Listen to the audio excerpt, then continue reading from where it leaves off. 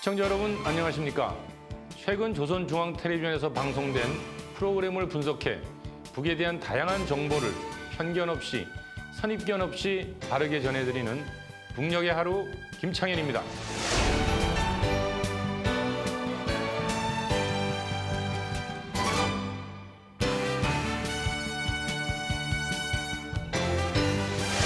오늘도 우리가 몰랐던 북의 모습, 우리와 다르지 않은 그곳 주민들의 사는 이야기 전해드리겠습니다. 반갑습니다. 이은혜입니다.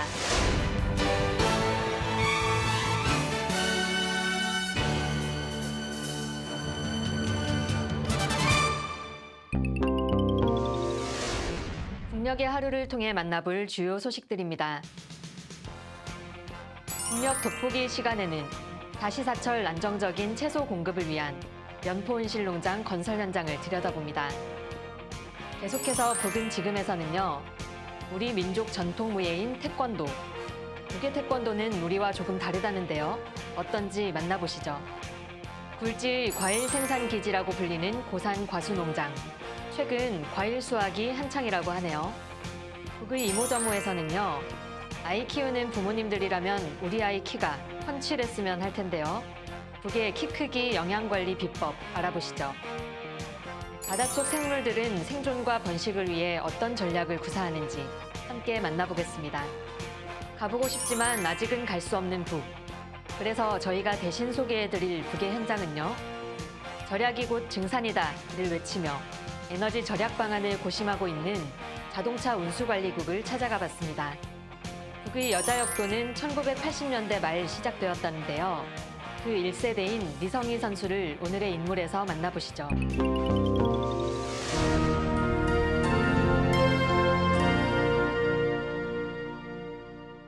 북의 오늘을 구석구석 들여다보는 북녘 돋보기입니다. 북은 여전히 식량 문제 해결을 위해 힘을 기울이고 있죠. 네, 지금 함경남도에는 사시사철 계절에 관계없이 안정적으로 채소를 공급하기 위한 온실농장이 지어지고 있다고 합니다. 연포 온실농장 건설 현장을 들여다보겠습니다. 새로운 기적 창조의 불길이 세차게 타오르고 있는 련포 온실농장 건설장에서 현지방송 본견대가 보내온 소식에 의하면 군인 건설자들이 온실농장 건설을 훌륭히 끝낼 불같은 요리안고 공사 실적을 계속 높여나가고 있습니다. 부대 허상 간 사회주의 경쟁을 맹렬히 벌이는 속에서 온실구역, 산림집구역, 공공건물 구역을 비롯한 모든 건설 대상들이 입체적으로 진행되고 있습니다. 우리 당이 정해준 완공의 군화를 위해서 불같이 투쟁하는 여기 군인 건설자 동지들에게 조금이라도 힘과 용기를 주기 위해서 우리는 이번 경제선동 준비에 정말 많은 품을 들였습니다. 이렇게 품과 초를 아껴가며 뛰고 또 뛰고 있는 군인 건설자 동지들을 보니까 당의 구상과 의도를 어떻게 받들어야 하는가, 어떻게 결사간철해야 하는가 하는 것을 정말 심장으로 느끼게 되었습니다.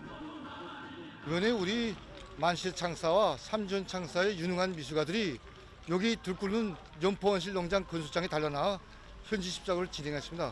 경의한 청비성지 구상과 우들을 결사간철하게 하여 낮가밤이 따라오시 뛰고 또 뛰는 그 투쟁 모습을 그대로 명화폭으로 창작하게 하여 들끓는 건설장에서 현지 집작을 진행해서 이렇게 60여 점의 작품들을 전시하게 되었습니다. 이 그림이 접니다.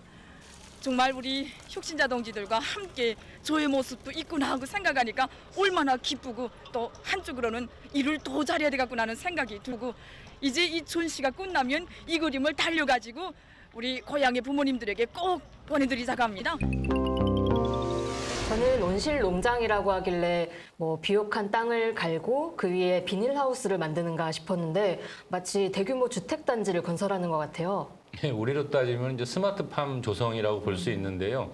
그거 외에 산림지역 970세대 그리고 공공건물 135동을 함께 짓고 있다고 하는 것이죠. 네, 련포 온실농장은 착공식 때 우리 남쪽 언론에도 소개된 적이 있는데요. 김정은 총비서가 직접 첫 삽을 뜨기도 했답니다. 당시 영상 잠깐 보고 올까요?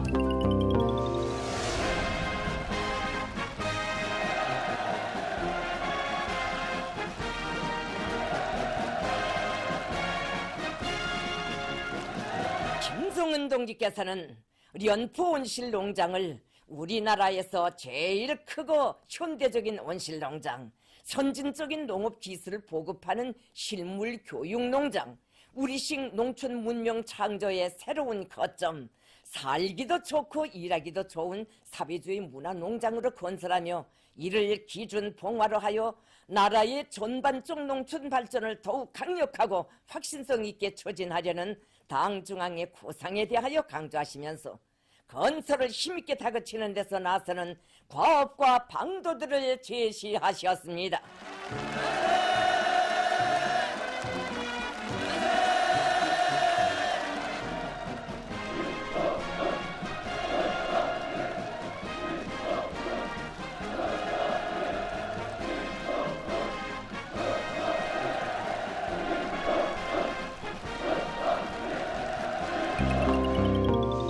군인들이 우르르 달려가는 모습 때문에 깜짝 놀랐던 기억이 있어요. 맞아요. 저 선루프 열고 이렇게 가는 손 흔드는 장면이나 군인들 달려오는 모습 이런 것들은 우리 언론에도 많이 좀 소개가 됐었죠. 그나저나 이번에도 역시나 인민군대가 동원된 거네요. 예, 첫 삽을 뜬 게 2월 18일인데 당 창건일인 10월 10일까지 완공하라라는 이제 방침이 떨어졌다고 합니다. 와, 8개월 내에 저런 대규모 온실 농장을 짓는다고 하니 그 결과 궁금해집니다.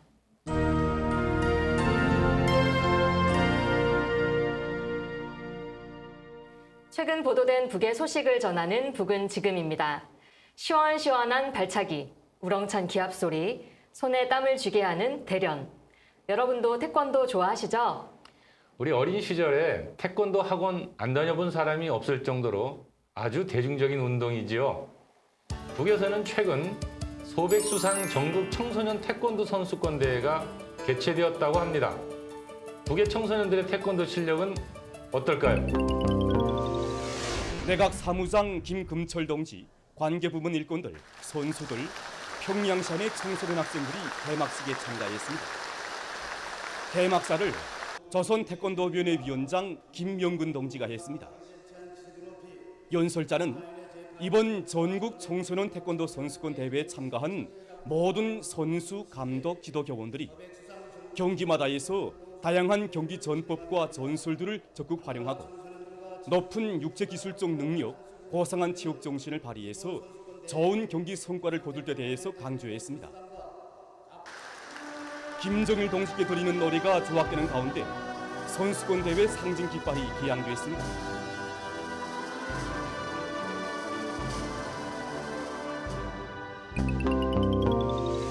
그런데 남과 북의 태권도가 뿌리는 같지만 조금은 다르다고 하더라고요.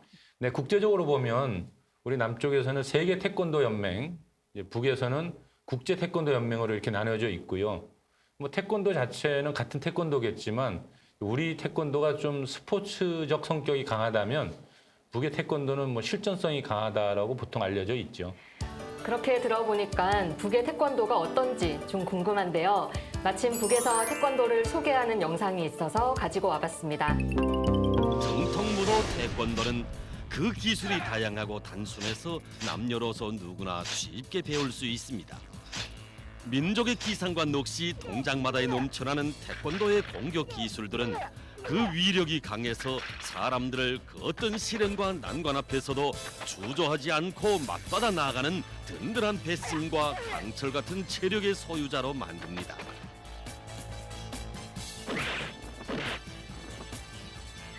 태권도의 발기술은 손기술과 함께 공격과 방어의 중요한 기술로 되고 있습니다. 특히 태권도의 발기술은 그 어느 무도 기술과 대비할 수 없을 정도로 독특하면서도 그 위력이 커서 세계 무도계에 커다란 관심을 모으고 있습니다.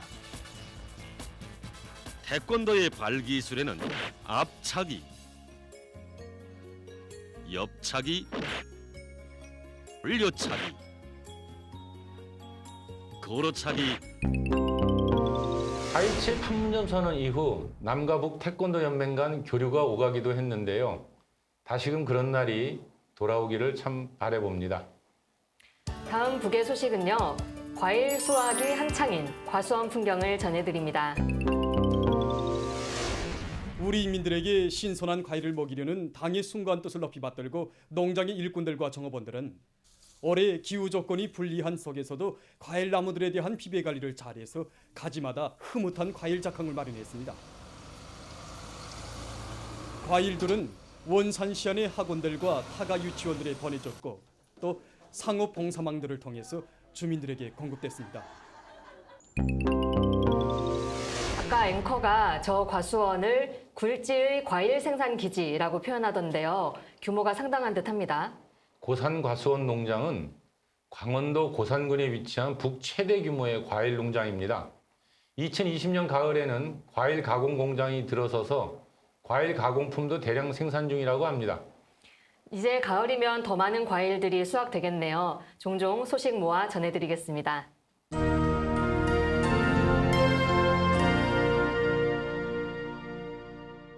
조선중앙텔레비전에서 방영되는 다양한 프로그램을 모아 전해드리는 북이모저모 시간입니다. 오늘도 어떤 흥미로운 방송이 준비되어 있을지 기대하셔도 좋습니다. 아이들을 키우는 부모님 모두 우리 아이가 키가 훤칠하게 크면 좋겠다는 생각 다들 하실 텐데요. 북도 마찬가지겠죠. 평양의대에는 키 크기 연구실도 있다고 하니까요. 그럼 키 크기와 어린이 영양 관리라는 프로그램을 함께 보시면서 아이들의 성장, 발육에 대해 알아보겠습니다.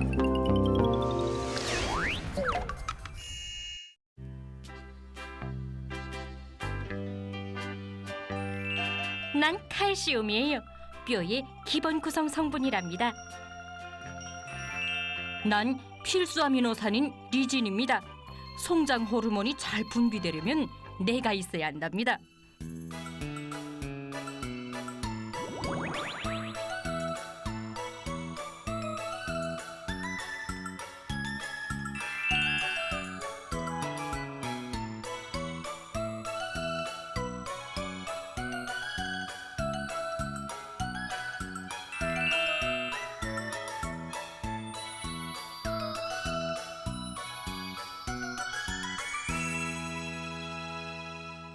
키 크기에 필요한 물질은 우리뿐이 아니랍니다. 단백질을 이루는 각종 필수 아미노산들과 당질, 지방, 각종 비타민과 광물질들을 포함해서 키 크기 용량 성분은 50여 가지나 됩니다. 물론 칼슘이나 리진도 중요하지만 이런 한두 가지 성분만이 아니라 키 크기에 필요한 모든 영양소들을 골고루 충분히 섭취하는 것이 기본이라고 전문가들은 강조하고 있습니다. 이제 국도 먹어야 돼요. 야. 아니요, 국도 먹어야지 형인데요. 국 조금 더 먹어요. 딱 한 번만 먹자요. 또 먹자요. 아하.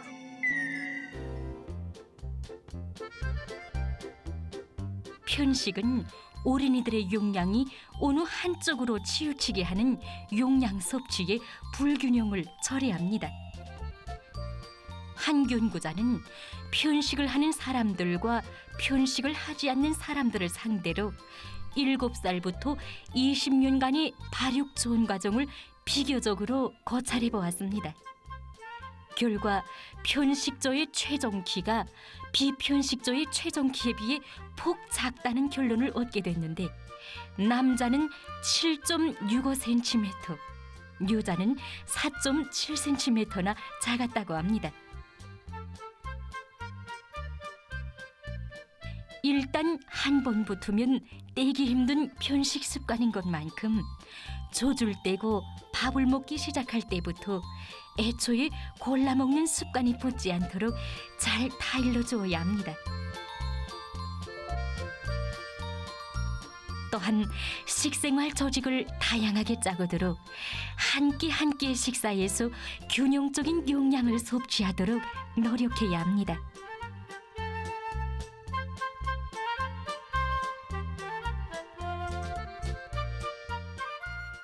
키 작은 아이들 보게 되면 밥을 적게 먹는다, 또 잠을 적게 잔다. 특히 아침에는 막 그저 겨우 일어나가지고 먹지 않고 학교에 간다. 아침에는 무조건 하루 식사량에서 30%를 해야 됩니다. 이 30%를 왜 꼭 먹어야 되나? 아침에는 우리 보면 오전에 아이들 공부할 때 에너지가 많이 소비됩니다. 뇌수에서는 이 몸에서보다 에너지가 6배 소비됩니다. 이 많은 에너지 소비를 아침밥 안 먹고 가보십시오. 이 뇌수세포들이 피로하고 영양물질이 딸려서 아이고 하면서 제대로 일을 못합니다. 공부를 잘 될 리가 없고 키 뭐 크겠고. 그래서 부모들이 아침에 가서 얼려서 빵 하나 가방에 여주면서 먹고 가라. 또 사탕 하나 여주면서 가면서 먹으라. 이리지 말고 아침에 제 시간에 깨워서 가볍게 운동시켜서 입맛을 돋구게 한 다음에 밥을 충분히 먹고 가게끔 이렇게 잘 자식을 해줘야 된다. 이렇게 습관 붙여놓으면 그다음에 또 잘 먹습니다. 중요한 것은 아이들에게 아침 식사뿐이 아니라 어느 한 끼도 건너지 말고 제때에 정확히 식사하는 습관을 키워주는 것입니다.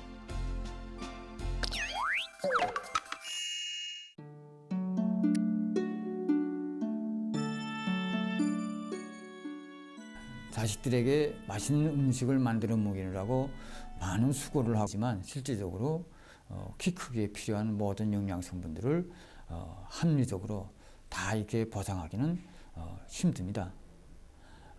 어떤 아이들은 잘 뛰어놀고 잘 먹고 하지만은 또 어떤 아이들은 그렇지 못합니다. 잘 먹지도 않고 또 먹는다고 해도 제 입에 맞는 것만 찾는 아이들이 적지 않습니다. 이런 경우에는 키 크기에 필요한 모든 영양 성분들이 합리적으로 들어있는 영양 강화 식품을 보충적으로 먹이는 것이 좋은 방도로 됩니다. 예를 들어서 이제 천연 영양 성분들이 이제 많이 들어있는 설꽃가루는 리진을 비롯한 14가지 아미노산들이 들어있고 또 각종 비타민들이 충분한 양으로 포함되어 있습니다. 또 이제 미세 파쇄한 굴조가비 가루에는 뼈의 기본 조성 성분인 칼슘과 린, 그리고 아연과 마그네슘, 칼륨이 알맞춤한 양으로 들어가 있습니다. 우리 부모들이 이제 아이들의 특성과 식성을 잘 고려해서 운동도 잘 시키고 음식도 이제 잘 먹이면서 이와 함께 필요한 키 크기 영양제들도 이제 적당히 보충해주면 아이들을 건강하게 잘 키울 수 있을 것입니다. 사회의 전반적인 생활 수준이 높아가는 데 따라 어린이들의 평균 키도 지속적으로 높아가고 있습니다. 이곳은 용량이 키 크기에 중요한 영향을 미치는 인자의 하나라는 것을 명백히 말해주고 있습니다. 다음은 바닷속 생물들에 대한 이야기입니다. 해저 생물들은 생존과 번식을 위해 어떤 전략을 구사할까요? 함께 보시죠.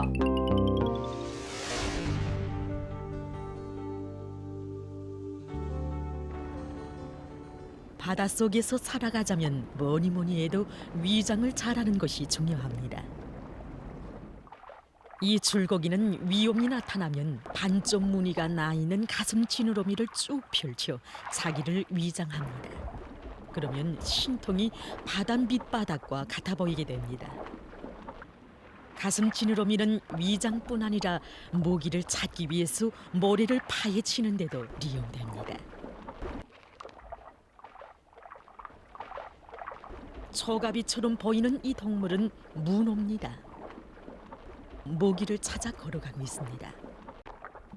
어찌나 위장을 잘했는지 카멜레온을 능가할 정도입니다. 문어의 몸 겉면에는 색소세포들이 흩어져 있어 몸색을 주위 환경에 맞게 빨리 변하게 할 수 있습니다. 위장의 능수가 또 나타났습니다. 역시 문어입니다. 지나칠 정도로 화려한 몸색은 감히 다른 동물들이 접근하지 못하게 합니다. 토곡도미라고 부르는 도미가 단단한 톡을 이용해서 부지런히 바다 밑바닥을 파고 있습니다. 몸을 숨길 만한 것을 미리 마련하기 위해서입니다. 아휴, 그 참 별나게 생겼는데. 문어의 위장술은 정말 놀랄 정도입니다. 한 마리의 큼직한 문어가 바다 밑바닥을 훑으면서 어디론가 가고 있습니다.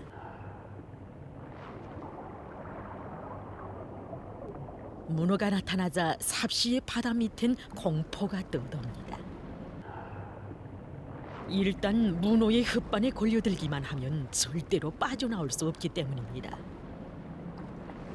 하지만 지금 문어는 먹잇감이 아니라 알을 낳을 안전한 곳을 찾고 있습니다.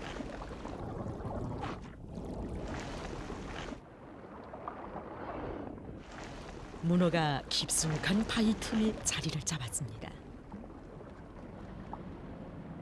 얼마 지나지 않아서 문어는 자기 종의 특유한 방식대로 수많은 알들을 낳아 한 줄씩 주렁주렁 기르게 늘여놓았습니다.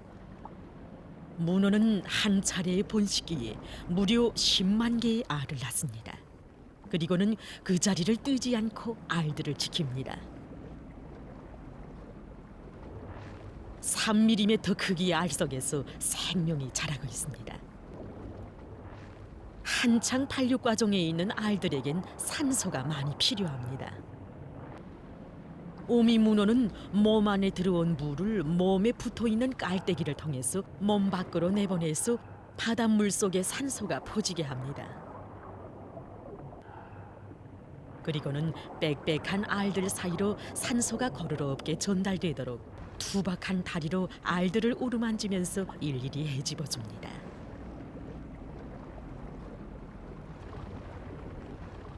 알을 낳은 때로부터 보름이 지났습니다. 하지만 아무것도 먹지 않고 자지도 않고 오미 문어는 변함없이 새끼들을 지킵니다. 그 사이 문어의 알에는 빨간 눈과 잔잔한 얼룩무늬들이 생겨납니다. 문어다운 몸 색깔을 갖추고 있는 것입니다. 마침내 먼저 나온 알들에서 마지막 껍질을 벗고 새끼 문어들이 하나 둘 까나옵니다.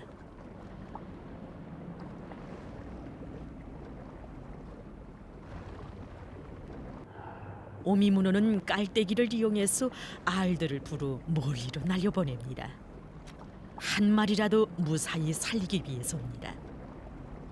하지만 족수들 때문에 새끼 문어들의 생존율은 10%밖에 되지 않는다고 합니다. 시간이 갈수록 오미 문어는 숨쉬기조차 힘들어합니다. 겨우 숨만 붙어있는 오미 문어를 얕보고 물고기들이 나타나기 시작합니다. 50일 동안 아무것도 먹지 못하고 자지도 못한 오미 문어는 채 까나지 못한 알들을 남긴 채 끝내 숨을 거두고 말았습니다.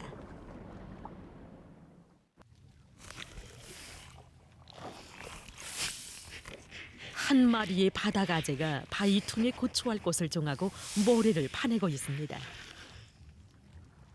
어디 한번 붙어보자. 새 집을 꾸리는 일에 신바람이 났던 바다가재에게 개가 도전해 왔습니다. 둥그런 갑으로 무장한 개의 모습은 아주 위풍당당합니다. 시끄럽게 구는 게 누구야? 위력한 집게발로 바다가재의 공격을 막아내는 개. 놀란 바다가재가 개에게 모래를 뿌려 던집니다. 싸움이 다시 시작됐습니다. 개가 바다가재의 다리를 붙잡았습니다. 하지만 잘 발달된 톡다리를 가진 바다가재에게 반대로 제압당하고 있습니다.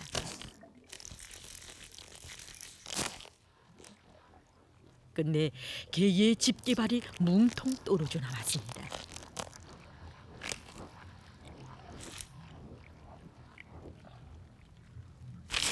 외파리가 됐지만 개는 물러서지 않고 다른 쪽 집게발로 강타를 들이댑니다.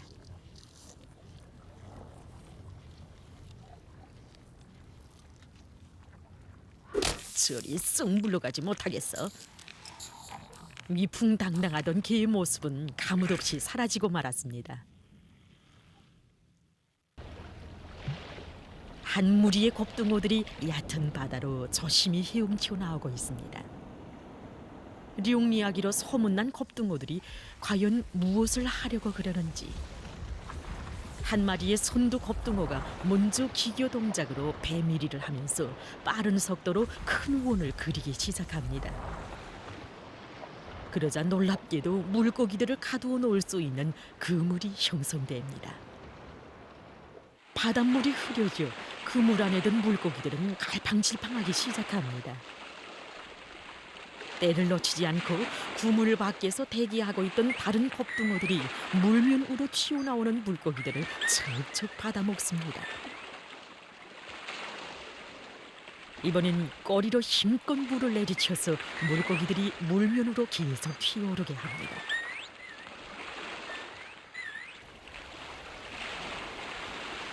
손두겁둥어가 다시 그물을 칩니다. 뒤따라 잽싸게 이동해가는 겁둥어들. 겁둥어들의 능란한 사냥 모습은 마치 바닷속에서의 수구 경기를 방불케 합니다.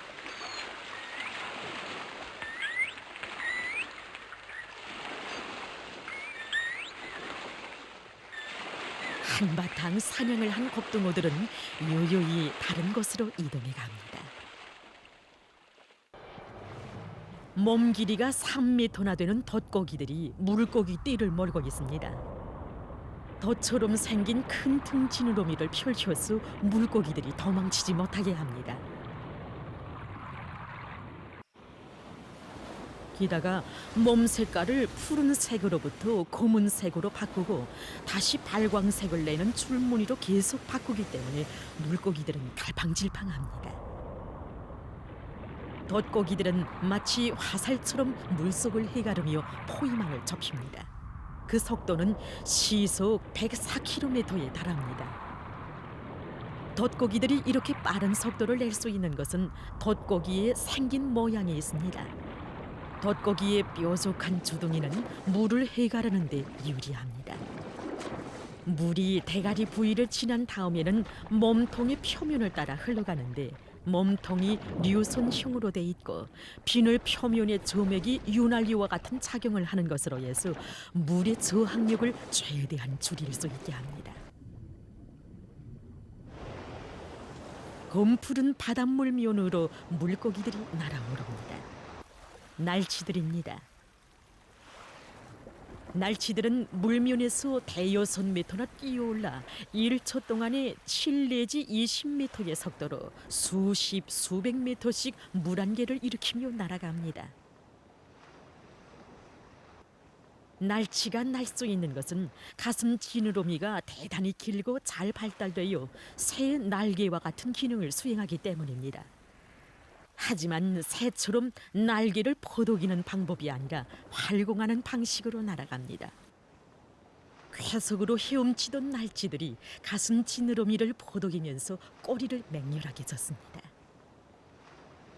날치의 가슴 지느러미는 몸뚱이의 양쪽에 바싹 붙어 있고 꼬리 지느러미는 우쪽보다 아래쪽이 더 깁니다. 지느러미의 이러한 구조는 날치에게 비행할 수 있는 조건을 지어줍니다. 가슴 지느러미와 꼬리가 내는 추진력으로 해서 날치는 물 위에서 날아오를 수 있습니다.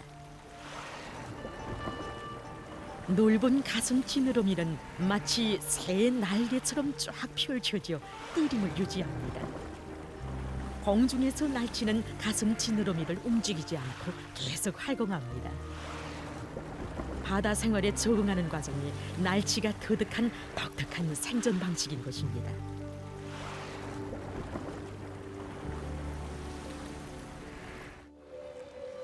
반디 건쟁이를 사냥하기 위해서 바다 밑 깊은 곳까지 잠수한 날개 고래들이 쉼없이 공기방울을 내보내고 있습니다. 이 공기방울들은 물면 위로 올라오면서 서로 한데 모여 둥그런 그물을 형성합니다. 날개 고래들은 강한 소리파를 내보내어 반디 건쟁이들을 무섭게 제압합니다. 때를 놓칠세란 날개 고래들이 조마다 무르르 솟구쳐 오르면서 커다란 입안에 반디 건쟁이들을 쓸어놓습니다. 날개 고래의 입안에는 이빨 대신 살가죽이 변화돼서 생긴 판 모양의 수염이 우톡에 들이고 있습니다. 바로 이 굵고 거친 수염으로 입안에 들어온 또사리 생물을 단번에 한 톤이나 거를 수 있습니다. 멋진 사냥으로 기분이 좋아진 날개 고래들이 저마다 소리를 내서 노래를 부르기 시작합니다.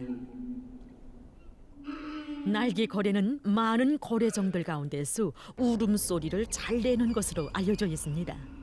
그것은 날개 고래가 여러 가지 복잡한 음파를 내보낼 수 있고 청각이 아주 발달했기 때문입니다. 날개 고래들이 특기 동작으로 넘어갑니다.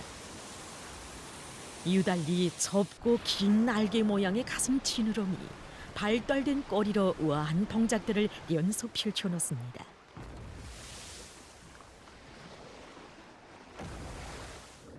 곱등어들에게 풍성한 수확 계절이 왔습니다. 큰 정오리떼를 발견한 것입니다. 그런데 곱등어들의 마리수가 적어서 물고기떼를 오랫동안 붙잡아둘 수 없습니다. 무리 속의 곱등어 한 마리가 물면 위에서 솟구쳐 오르기 동작을 연속 수행합니다. 이 높이 뛰기 동작으로 증원을 부르는 것입니다. 곱등어는 청각도 밝지만 시각도 매우 발달되어 있습니다. 시야는 거의 360도입니다. 먼 곳에서 다른 곱등어 떼들이 모여듭니다. 곱등어들이 내보내는 초음파 신호가 바닷속의 공간을 뒤덮습니다. 곱등어는 코에 있는 주머니에서 소리를 만들어낸 다음 그것을 대가리 우쪽에 있는 밀론이라고 하는 특수한 기관에 집결시켜 호흡 구멍으로 내쏩니다. 다음 그것이 모기감이나 물체에 부딪혀 되돌아오는 메아리를 아래턱으로 감수해서 방향을 판단하거나 무리와의 연계를 취합니다. 이렇게 곱등어가 음파를 내보내고 받아들이는 횟수는 초당 1000번을 넘습니다. 곱등어들은 물고기 떼를 몰아서 한 덩어리로 뭉치게 합니다. 그리고는 차례로 그 속으로 들어가서 물고기들을 먹어치웁니다.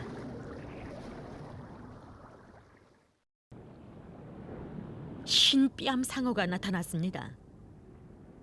손상되면 다시 나오는 사납고 큰 이빨과 멀리서도 피냄새를 맡을 수 있는 감각기관을 가지고 있는 흰뺨 상어는 바다의 크고 작은 수많은 동물들에게 있어서 가장 위험한 맹어로 됩니다. 흰뺨 상어가 목표를 정하고 숨 돌릴 틈을 주지 않으면서 몰아갑니다.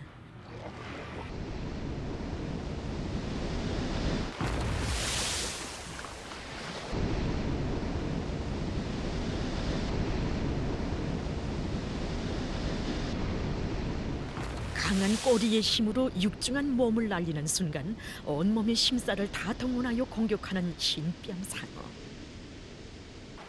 지 아무리 날랜 바다 동물도 흰뺨 상어의 번개 같은 사냥 수법에서 벗어날 수 없습니다. 뒤따라 나타난 솔피. 고래 가운데서 가장 사납고 용리하기로 알려진 솔피는 모깃감을 해안가로 몰아넣고 잡아먹는 방법을 씁니다.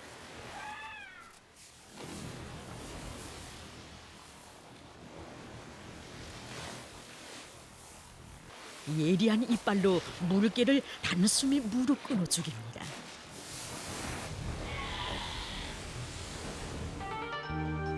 이렇게 바다의 동물들은 자기 종의 특유한 방식으로 바다 세계에 순응하면서 생존을 이어가고 있는 것입니다. 다음은 창광유치원 어린이의 노래 공연 감상하시겠습니다.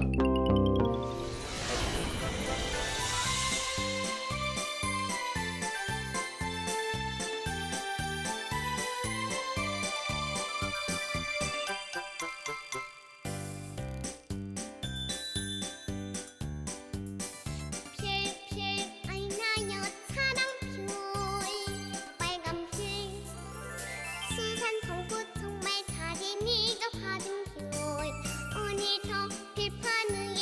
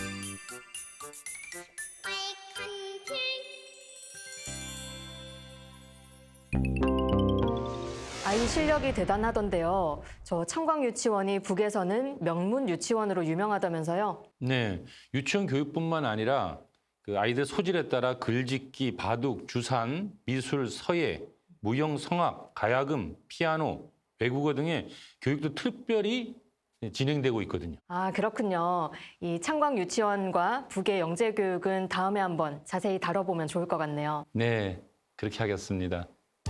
다음 이모저모입니다. 가을의 대표적인 과일 중 살구가 있지요. 북에서는 이 살구나무를 가로수로도 많이 심는다고 하는군요. 꽃도 아름답고 과일도 수확할 수 있기 때문이라고 합니다. 맛도 좋고 향도 좋은 살구는 우리 몸에 어떤 효능이 있을까요? 함께 알아보겠습니다.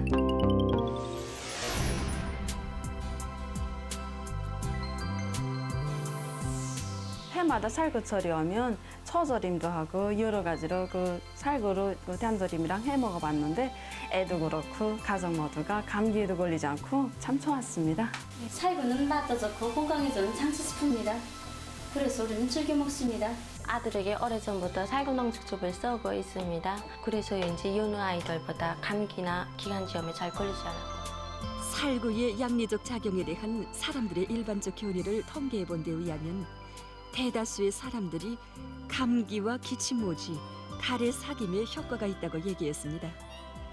그럼 이 살구가 인체 내에서 여러 가지 양리작용을 일으키는 요인은 어디에 있는지 오늘은 그에 대해서 보기로 합시다.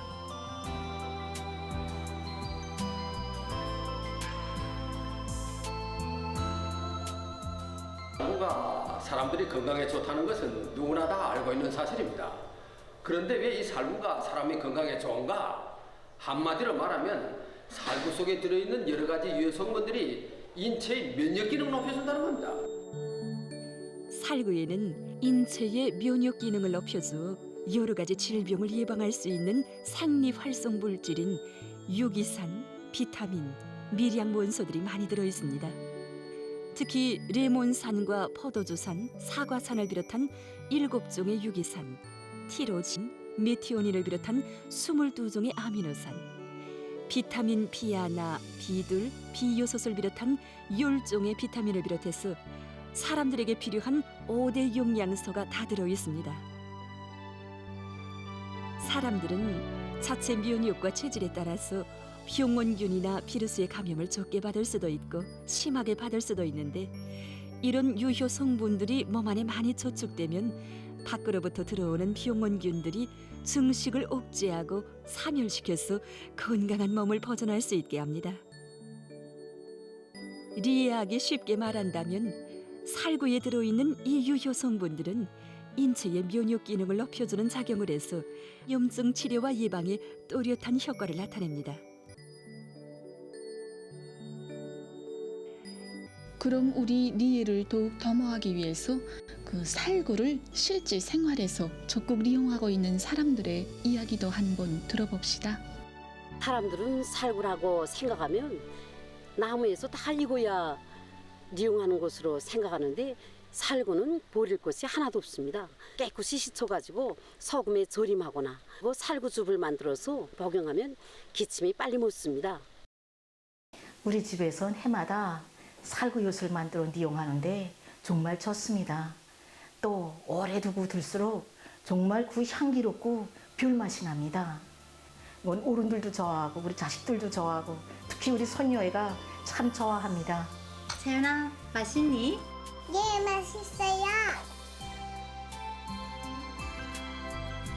살구는 그대로 복용하는 것도 좋지만 이렇게 가공식품들을 만들어 식생활을 이용한다면 계절에 관계없이 건강관리에 도움이 될 것입니다.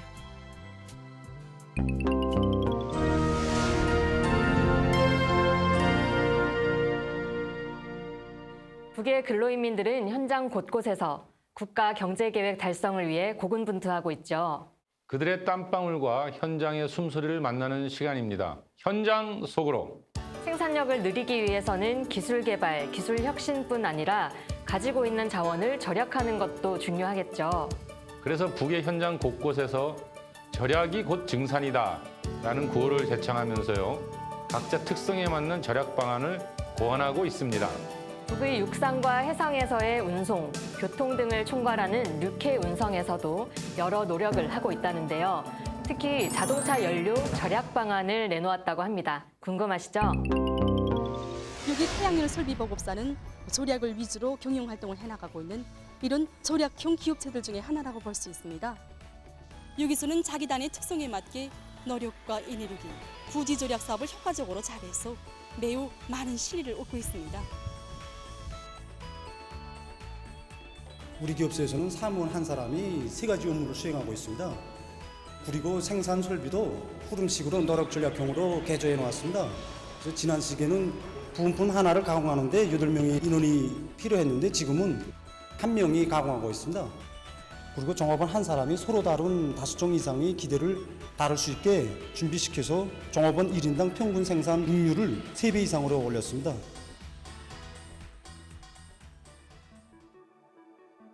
우리가 자연에너지를 이용한 지 10년 남아 되옵니다. 종합청사 건물 외에 풍력발전기를 8대 설치하고 그다음에 생산 건물을 비롯한 각 건물 외에 태양빛 전지판 28대와 태양열 가열기들을 설치했습니다. 이걸 가지고 건물의 조명과 종업원 목욕탕, 지사용 도움물을 보장하고 있습니다. 우리가 계산해 봤습니다. 계산해 보니까 한 해 5,000kW씩 전력을 절약하고 있습니다. 이것이 빗물 저장 땅콩입니다. 이거 온실, 축사, 과일나무들과 이게 몰림 식물들을 가꾸는데 물이 많이 들어갑니다. 그래서 이렇게 지하에다 빗물을 저장하고 이용하고 있는데 특히 이게 태양빛 전지판을 이용해 가지고 관수체계를 도입했습니다. 그전에 들던 전기하고 그다음에 물, 노력이 절약되고 있습니다.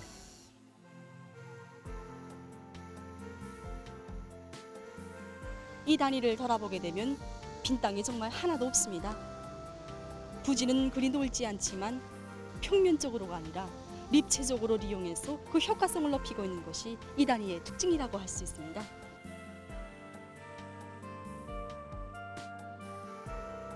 우리 건물 옥상에다가는 고추, 부추를 비롯해서 남세작물들과 하초를 심어서 종업원들의 식생활은 물론 기업소 원림 녹화 사업에도 이용하고 있습니다. 그리고 저기 태양열 온실이 있는데 그것도 재배 면적을 늘리기 위해서 2층으로 올려지었습니다. 우리 기업소는 이렇게 러드를 비롯한 여러 건강들이 있는데 이 부지를 효과적으로 이용하지 못합니다 해서 이렇게 줄당콩을 심었습니다. 이렇게 건물 옥상과 이 러드를 효과적으로 이용하고 온실도 2층으로 짓다나니까 우리가 그만큼 부지를 더 얻어낸 거나 같습니다. 그리고 이렇게 비탈면을 계단식 휴식토록 그랬습니다. 이렇게 작업을 실차면은 이렇게 나와서 장기도 뜨고 꺼내도 하면서 정말 즐거운 시간을 보내고 있습니다.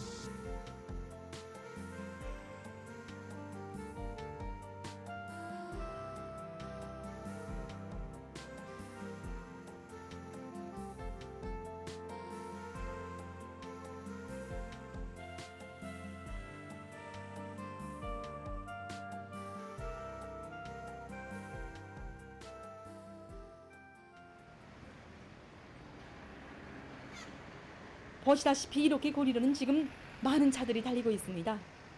만약 이 차들이 단 몇 그램씩만이라도 연유를 절약한다면 여기서 나오는 절약 이비는 결코 적지 않을 것입니다.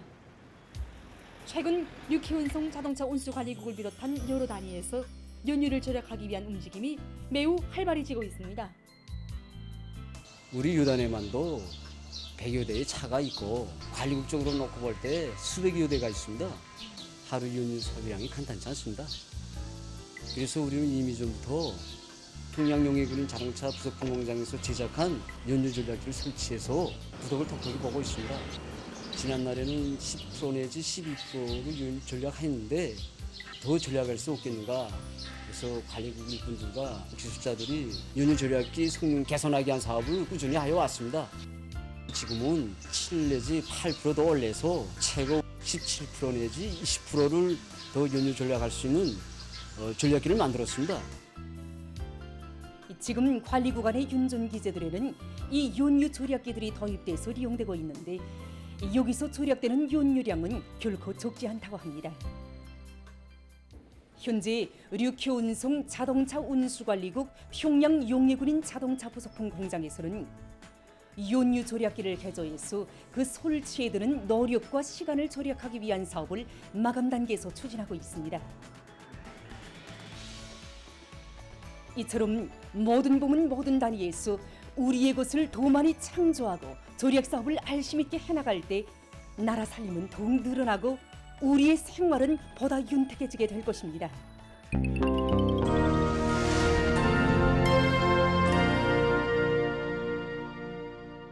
다음은 북에서 주목받는 사람들의 이야기를 전하는 오늘의 인물 시간입니다. 오늘은 스포츠 선수 한 분을 소개하려 합니다.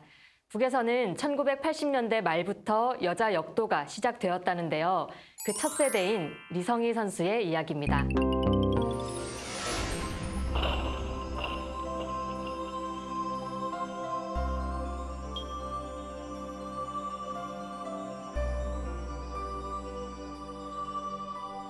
우리나라 여자 력키의 첫 세대들 속에는 평안북도 독림군이 고향인 리성희 선수도 있었습니다.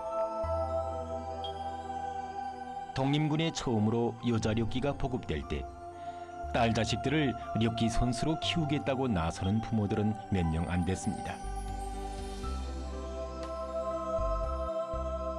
리성희 선수의 부모들도 귀한 딸 자식을 남자들도 선뜻 좋아하는 력기만은 절대로 시키지 못한다고 고집했었습니다.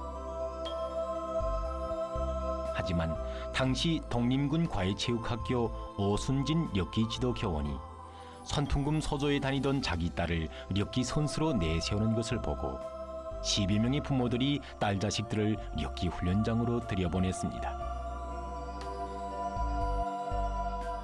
이렇게 돼서 12살 난 리성희 선수도 력기 선수가 되었습니다. 성희야, 부모님들이 무엇을 바라는지 명심하거라. 너는 이제부터 체육선수다. 무슨 체육을 하든 체육선수라면 응당 우리의 국기를 온 세상에 제일 높이 휘날려야 한다. 짧은 기간에 그는 우리나라 력기계에서 두각을 나타냈습니다.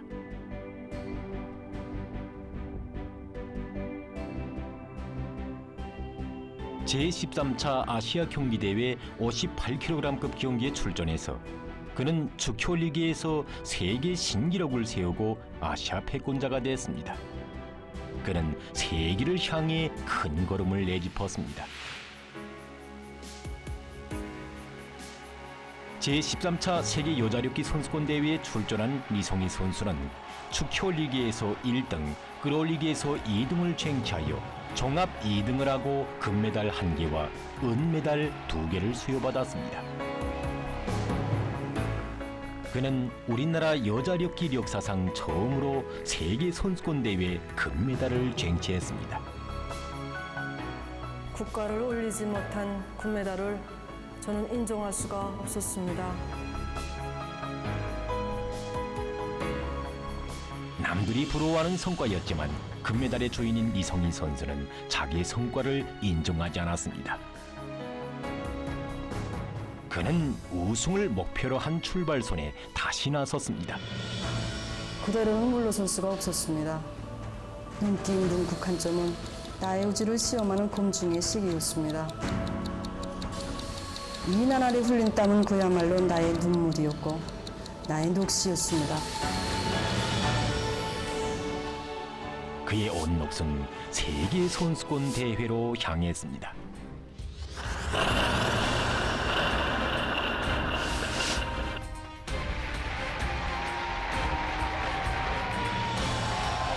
제15차 세계 여자 육기 선수권 대회 53kg급 경기에 나선 우리나라의 리성희 선수. 그럴리기에서 97.5kg을 성공하고 축효리기 경기에 나섰습니다.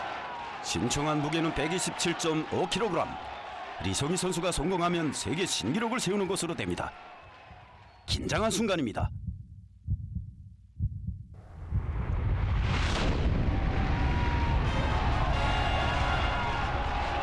성공입니다. 우리나라의 리성희 선수가 세계 신기록을 세우고 영예의 1등을 쟁취했습니다.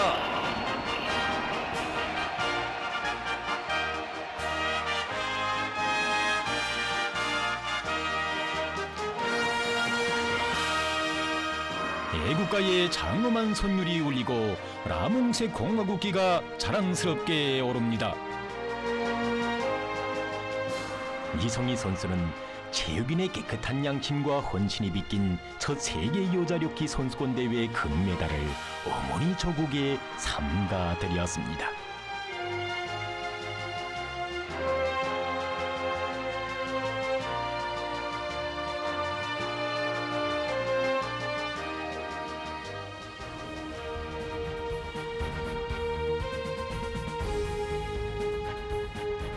그때로부터 많은 세월이 흘렀습니다. 그의 뒤를 이어 우리의 여자력기 선수들은 국제 경기들마다에서 주체조선의 명예를 남김없이 떨쳐가고 있습니다. 오늘도 그는 전도양양한 선수들을 키워내는 압록강체육단 력기 감독으로 나라의 체육 발전에 이바지하고 있습니다.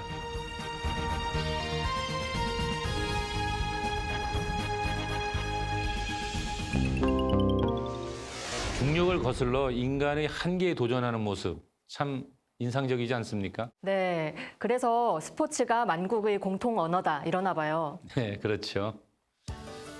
오늘 준비한 순서는 여기까지입니다.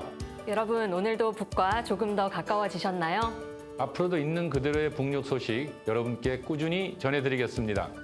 잠시 후 김창현의 한마디가 이어집니다. 끝까지 시청해주세요. 고맙습니다.